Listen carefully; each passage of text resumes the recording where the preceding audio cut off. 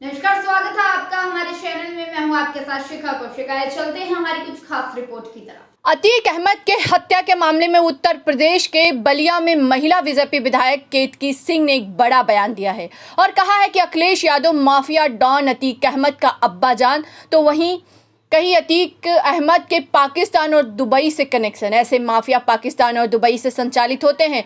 ऐसे गुर्गों का खात्मा बहुत ही जरूरी था। बलिया के बांसडीह विधानसभा से सपा के पूर्व नेता प्रतिपक्ष राम गोविंद चौधरी को हराकर बीजेपी से विधायक बनी फायर ब्रांड नेता केतकी सिंह आज अखिलेश यादव पर हमलावर दिखी। विधायिका ने कहा कि जब किसी माफिया पर कार्रवाई होती है तो अखिलेश यादव उनके बचाव में ऐसे आ जाते हैं जैसे वो उनके अब्बाजान हो। नगर निकाय का चुनाव का दिन बच चुका और ऐसे नामांकन की प्रक्रिया शुरू हो चुकी है। इसमें बीजेपी की क्या किया गया है और कितनी सीटें जीतने के लक्ष्य है? बलिया में 10 नगर पंचायत और 2 नगर पालिका सीटें हैं। देखिए, इस बार बीजेपी ने ये उद्देश्य बना रखा है कि जैसे हम केंद्र में अपनी सरकार बना चुके हैं, प्रदेश में अपनी सरकार बना चुके हैं, उसी तरह नगर पंचायत में भी हम अपनी सरकार बनाएं। हम फुल स्वीप मानने में यकीन रखते हैं और हमारी तैयारी भी उसी तरह है कि हम 12 सीटों में हमारे प्रयास रहेगा कि हम 12 की 12 जीत कर आए। जिस तरीके से देखा जा रहा है कि आजकल काफी और हर एक जनता के जुबान पे एक ही सवाल बोल रहे हैं, अतीक अहमद और अतीक अहमद की हत्या को लेकर काफी चर्चाएं हैं। इस हत्या को लेकर किस तरह से आप देखती हैं और क्या कहना चाहेंगे?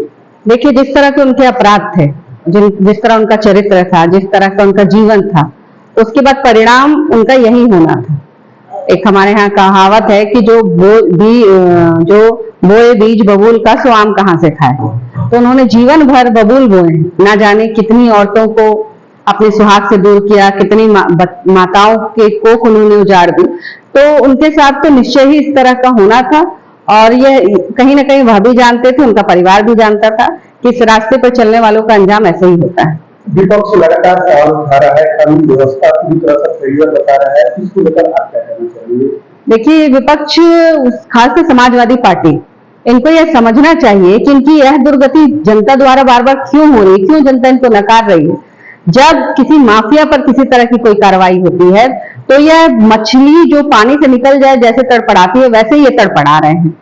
एक व्यक्ति क्यों, जो इसको उमेश पाल को जिनको इन्होंने मारा, जो 2 पुलिस कर्मियों को मारा, जिस वकील को मारा, क्या उसका घर परिवार उसका कुछ नहीं था? उसके लिए तो इनकी तरफ से कोई किसी तरह का बयान नहीं आता। पर जब भी किसी माफिया के प्रति कोई कार्रवाई होती है तो यह उसके बचाव में ऐसे उतरते हैं जैसे उनके अब्बाजान हो।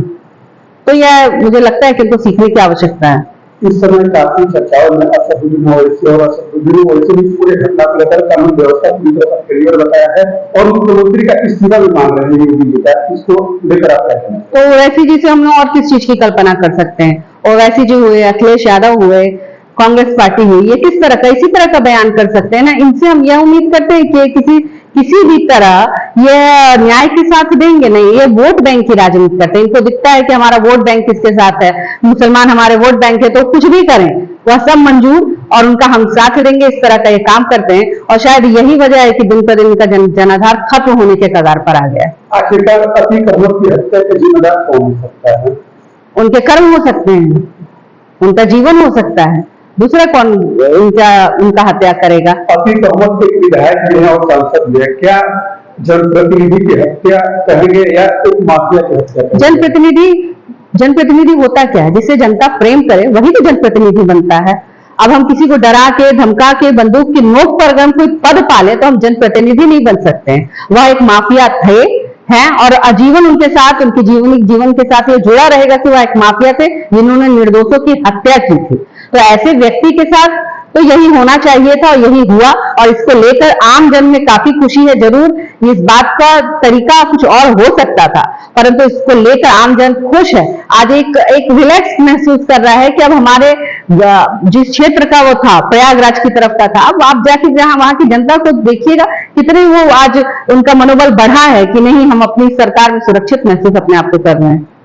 अतीक अहमद की संबंध आतंकी संगठनों और पाकिस्तान से संबंध होने की बात आ रही है, क्या लगता है इसके पीछे पाकिस्तान का भी हाथ हो सकता है? 100% इस तरह के जितने माफिया, विशेषकर जो मुसलमान बिरादरी से जुड़कर आ रहे हैं, जिनका नाम आ रहा है, यह पाकिस्तान ही नहीं बल्कि पूरा विश्व यह मिलकर यह प्रयास कर रहा है कि भारत में प्रधानमंत्री मोदी जी के नेतृत्व में जिस तरह भारत का नया उदय हो रहा है उसको रोका जाए और यह सारे गुर्गे पाकिस्तान से लेकर दुबई से सब ये संचालित होते हैं। तो ऐसे सारे गुर्गों का खात्मा बहुत जरूरी है।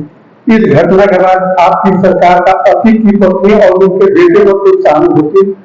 नहीं, सहानुभूति उसके प्रति होती है ना जिसने कुछ सहानुभूति का काम किया हो। जो लोगों को दौड़ा दौड़ा कर गोली मारे, लोगों के घर में बम फेंके, लोगों की महिलाओं को, बच्चियों को बुरी नजर से देखे, उनका बलात्कार करे, ऐसे लोगों के प्रति सहानुभूति का किस बात की है? और अगर उनकी पत्नी को इतना ही बुरा लग रहा है तो उनको अपने पति को उसी समय रोक लेना था, यह करने से कि आप किसी के सुहाग को उजाड़ेंगे तो कल को आप भी उजड़ जाएंगे। तो हमारी तो किसी तरह की कोई सहानुभूति उनके प्रति नहीं है। जितनी कठोर से कठोर सजा मुमकिन हो सकती है उनके प्रति, वह बिल्कुल कानून के दायरे में उनके साथ होनी चाहिए। क्या माफिया के ऊपर क्या आप खुश हैं? बिल्कुल, मैं ही नहीं खुश हूं, जैसा हर आम नागरिक आज खुश है, आज चैन की सांस ले रहा है कि ऐसे माफियाओं के यह देखिए, ये एक गया है, संदेश गया है कि भले ही आप कितनी भी अपने आप को बड़ा समझते हो, आपको यह लगता हो कि आपका अंत नहीं हो सकता, यह गलत है। जिसको आपने दबाया है, जब उसको मौका मिलेगा वह आपको दबाएगा। तो किसी के प्रति इस तरह का भाव ना रखकर और समाज में अपना एक नया आयाम हासिल करें, यही मेरा सभी से अनुरोध है। विपक्ष एक और बराबर खड़ा कर रहा है कि केवल मुख्यमंत्री को एक जात विशेष को टारगेट कर रहे हैं, बाकी लोगों पर नहीं कर, क्योंकि अन्य जिस तरह से अपराधी उनके ऊपर क्यों नहीं इस तरह की कार्रवाई होती है? क्यों विकास दुबे तो मुझे नहीं लगता किसी जात विशेष या धर्म विशेष के थे। विकास दुबे तो हिंदू थे। मुख्यमंत्री जी के सामने किसी भी इस तरह के उसका आप उम्मीद नहीं रख सकते कि मुख्यमंत्री जात पात में विश्वास रखते। वो स्वयं एक योगी है, उन्होंने सब कुछ छोड़कर और योग धर्म अपनाया है। तो वैसे व्यक्ति से आप उम्मीद करते हैं कि वह जात पात करेंगे? हाँ, उनकी एक ही जात है, उनकी एक ही निष्ठा है, वह है उनका देश, उनका प्रदेश, जिसके प्रति वो निष्ठावान है। और जो भी इस प्रदेश की तरफ आंख उठाकर देखेगा वह सच में उसको मिट्टी में मिला देंगे। जिस तरीके से ये घटना हुआ, घटना के बाद पूरी यूपी में चर्चा का विषय बना हुआ है। इस परिस्थिति में आज मुख्यमंत्री ने प्रेस कॉन्फ्रेंस कर लोग बताया कि आज कानून व्यवस्था काफी बेहतर है। इस परिस्थिति में आप उत्तर प्रदेश की जनता से क्या मैसेज देना चाहिए, क्या अपील करना चाहिए? बिल्कुल, आप सुरक्षित हाथों में हैं। उत्तर प्रदेश के हर एक नागरिक सुरक्षित हाथों में है। योगी आदित्यनाथ जी के लिए, महाराज जी के लिए एक ही विषय सबसे बड़ा शुरू से रहा है। हम याद कराना चाहते हैं आप समस्त उत्तर प्रदेश के लोगों को कि जब कोविड का वह काल था जिसमें उन्होंने स्वयं अपने पिता को खोया, पर वह मुख्यमंत्री का दायित्व निभाने के लिए अपने पिता को देखने तक नहीं गए कि नहीं, मेरे लिए पहले मेरे राज्य की जनता है। उस व्यक्ति से बढ़कर प्रेम इस राज्य को कोई नहीं कर सकता है, इस क्षेत्र की जनता को कोई नहीं कर सकता है। और कानून व्यवस्था जिस उम्मीद के साथ भारतीय जनता पार्टी को जनता ने वोट दिया है, वह उम्मीद पे हम 100% खरा उतरेंगे। आप इस बात के लिए निश्चिंत रहें। क्या इस घटना के बाद नगर निकाय चुनाव में भी प्रभाव पड़ेगा? बिल्कुल, नगर चुनाव तो वैसे भी मेरे यहाँ 4 टाउन एरिया है और मैं कह सकती हूँ कि मेरी विधानसभा में मुझे 20,000 वोट मात्र टाउन एरिया से मिला था। तो नगर तो पहले ही भारतीय जनता पार्टी का है और नगर के लोगों में ज्यादातर व्यापारी भाई होते हैं जो व्यापार करते हैं। उनके मन में भी आज सुरक्षा का भाव उत्पन्न हो रहा है कि हम अपना आराम से हम व्यापार कर सकते हैं, बहनें बाजार कर सकती हैं, बच्चियां पढ़ने जा सकती हैं।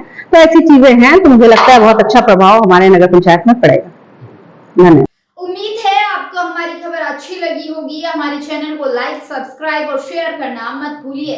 ऐसी ही खबरों के लिए बने रहे मेरे साथ। नमस्कार।